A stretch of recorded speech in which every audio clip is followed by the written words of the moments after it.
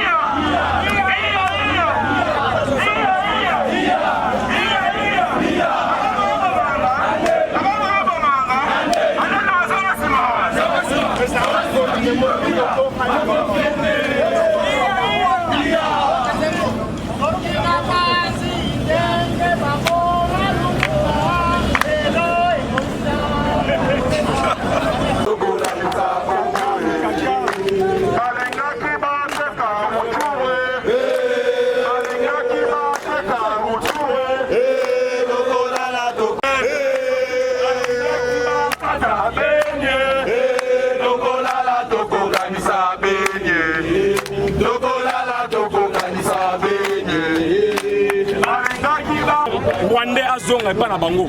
Nous en face jusqu'à la négociation. La diplomatie a été menée, mais rien ne marche. Nous devons maintenant opter l'option pour la guerre. Déclarons la guerre avec le Rwanda, ça serait une très bonne option et une meilleure position. Nous sommes là pour encourager le gouvernement, encourager nos FRDC pour qu'ils puissent continuer à battre ces rebelles, à combattre avec le Rwanda, qui est aujourd'hui un ennemi officiel. Aujourd'hui, le Rwanda s'est réellement manifesté qu'il est l'ennemi de notre peuple. Il est temps que le gouvernement cesse de prendre des attitudes irresponsables. Il est temps de prendre il faut prendre le pays au sérieux afin de prendre des décisions meilleures qui peuvent aider le pays à avoir la paix à l'Est. Je dis et je vous remercie. Il faut que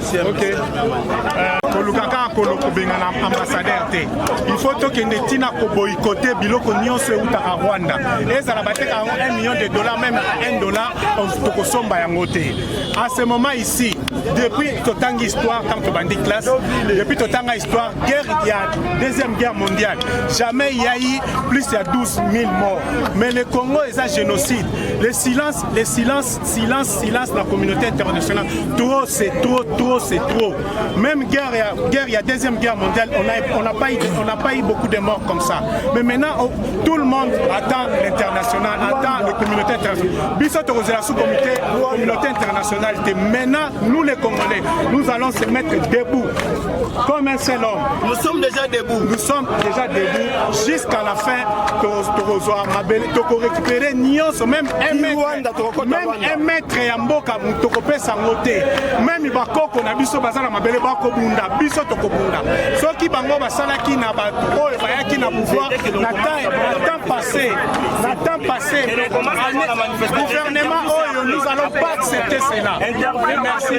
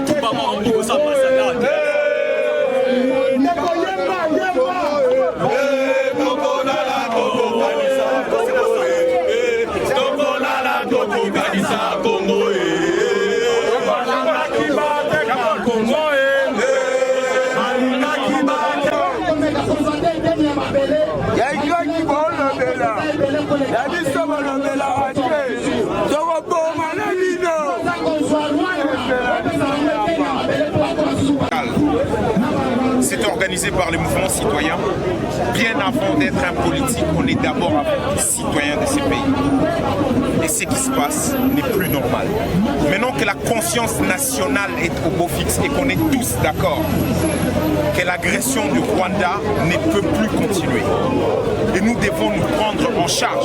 Ça a été dit depuis des années, mais ce que j'aime cette fois-ci est que nous sommes presque tous d'accord qu'on doit mettre nos problèmes de côté. On doit tous s'unir comme un seul homme pour se battre pour notre pays. Cette fois-ci, et j'espère que ça va être la bonne, M. Karega doit pouvoir être expulsé. Cette fois-ci, les accords qui ont été faits avec M. Kagame mais qui ne sont même pas passés par les parlements, les accords économiques doivent être suspendus. Et d'ailleurs, l'erreur qui a été faite de nous mettre dans la communauté de pays est-africaine, qui aujourd'hui va sûrement nous poser des problèmes, ça aussi nous devons suspendre notre participation là-dedans. Nous devons soutenir nos forces armées et nous devons aller jusqu'au bout cette fois-ci avec le Rwanda pour que ça s'arrête. Ils resteront un pays, Rwanda restera un pays frère. Les Rwandais, ce n'est pas tous les Rwandais qui ont un problème avec nous. La politique de M. Kagame est une politique hégémoniste qui est là pour tuer notre pays, balkaniser notre pays, qui ne respecte pas les Congolais. Et là, nous disons non. Vous voyez le silence complice de tous les ambassades qui sont au Congo. Jusqu'à 7 heures, il n'y a pas un seul, il n'y a pas des ambassadeurs qui se sont réunis pour dire non à l'agression que le Rwanda est en train de faire avec son proxy, ou ses proxys bien sûr en tête M23. Et ça aussi nous disons que cette complicité doit pouvoir arrêter. Si c'était le Congo, ils allaient parler. Aujourd'hui, le Congo est agressé, ça fait des années. Nous disons, nous voulons que l'on exhume les rapports mapping, parce que tous les criminels qui sont même aujourd'hui sont cités là-dedans. Nous savons que M23 fait partie aussi de l'Union sacrée et nous demandons que l'on suspende M. Runiga de l'Union sacrée. Nous tous, nous devons être unis comme un seul homme et cette fois-ci, nous devons aller jusqu'au bout de notre démarche pour récupérer notre souveraineté. Nous sommes le pays de Lumumba et nous devons aller jusqu'au bout. Voilà. Merci beaucoup. Et tout il faut dans la même esprit que les babengana yaso mashebango tosengi bakor nyonso oyo basali na Rwanda ezala suspendu bakor nyonso oyo bango basali bakor économique bakor administratif bakor militaire basali na Rwanda na Uganda basuspendre yango parce que ça l'intérêt ya Congo te tolingi lisusu te tosengi rupture wana esalema na cadre symbolique tomonaki secrétaire général ya Nations Unies alobaki na Sahel kutu soki moyen ezali te batya kutata mur problème na biso ezali na peuple rwandais te problème na biso ezali na Kagame na politique na ye Rwanda ezali pays frère bakotikalaka wana tokozalaka na bango peuple wana eza na problème na biso te eza chef na bango na banda babatu na ye nde bazobomisa biso bandakala yango tolingi bango sute tosengi babimisa rapport mapping na kati ya rapport mapping bacriminel nyonso oyo bazobomisa Kongo lelo baza na kati tosengi soutien makasi mpona docteur Mukwege parce que ye azobunda mpona rapport mapping azobunda mpe mpo basala tribunal international nde basalelaka barwandais basalela biso mpe tribunal international pénal spécial mpona Congo mpo tojuge bato nyonso epuis bavictime bana kozwa mpe solution biso bavictime to bana mpe kozwa solution na problème na biso en tout cas napesi bino nyonso merci napesi baorganisateur nyonso merci totikala même esprit ayo ezaka mamba politique te eza mamba bacongolais nyonso balider nyonso nasepeli namoni Eric Ndala alati déjà na telu en tout cas merci naotomona ndeko nanga Joël ya nouvelle élan biso nyonso tozala bino mpona koyosa bino mercredi tokozala ensemble jeudi nayoki ke bato ya envol mpe bakomarche tokozala na bango vendredi biso mpe toza koorganize na cadre bloc patriotique oyo boyebi biso nyonso toza koorganize mpe marche ya monene mboka mobimba kaka mpona même cause donc nabengisi bino mercredi jeudi vendredi tozala libanda mpo tosala makambo na biso nyonso bien merci beaucoup. Beaucoup makasi, merci pour le message patriotique de collectif Sapesi. Et nous devons respecter le principe de discours et à la citoyenne. Surtout comme Mboka na biso yali attaqué, au couleur politique, nous allons à droit, il y a tout sangana biso nyonso. Nous allons à monter à opposition, nous allons à monter à majorité, nous allons à monter à la société civile, Ngonga Yangoyo et Betty. Et Betty te, malina moment te indexé, mutu ya malamu yewana, mutu ya mabe yeoyo. Awa, ukosolola makambo ya mabe na biso, après ce qui tolongi munguna.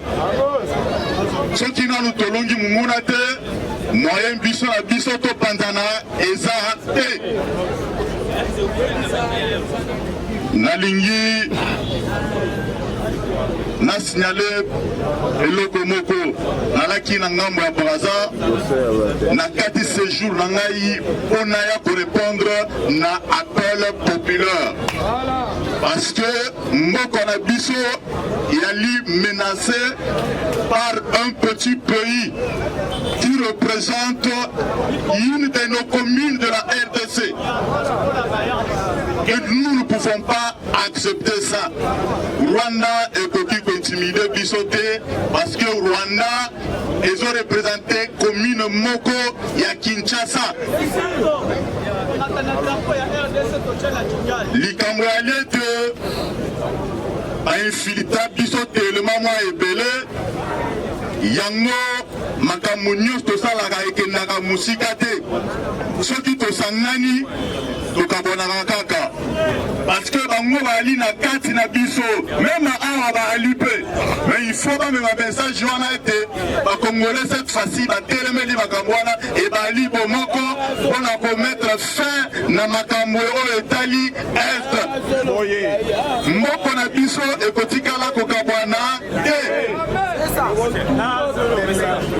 mboka na biso ekotikala kokabwana te.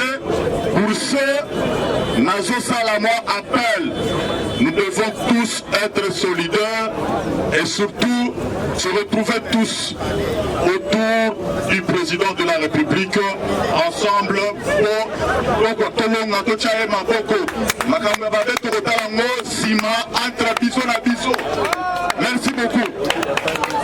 Nyonso bana mboka surtout comme mboka na biso yali attaqué okocha couleur politique te nous allons na droit ya tosangana biso nyonso ozalaka mutu ya opposition ozalaka mutu ya majorité ozalaka mutu ya société civile ngonga yango yo ebeti te bali na moment te toindexe mutu ya malamu ye wana mutu ya mabe ye oyo awa okosolola makambo ya mabe na biso apres soki tolongi munguna soki nanu tolongi munguna te moyen biso na biso topanzana eza te nalingi na signalé eloko moko nalaki na ngambo ya Braza na kati séjour na ngai mpona ya korépondre na appel populaire parce que mboko na biso yali menacé par un petit pays qui représente une de nos communes de la RDC. Et nous ne pouvons pas accepter ça. Rwanda est coquille intimider bisoté parce que Rwanda ils ont représenté commune Moko ya Kinshasa. Likambo ya lete a infiltra bisoté le maman est belé yango makambo nyonso tosalaka ekendaka musika te soki tosangani tokabonaka kaka parce que bango baali na kati na biso meme awa baali mpe mais il faut bamema message wana ete bakongolais cette fois-ci batelemeli makambo wana ebali bomoko mpona komettre fin na makambo oyo etali este moko na biso ekotikala kokabwana te mboka na biso ekotikala kokabwana te.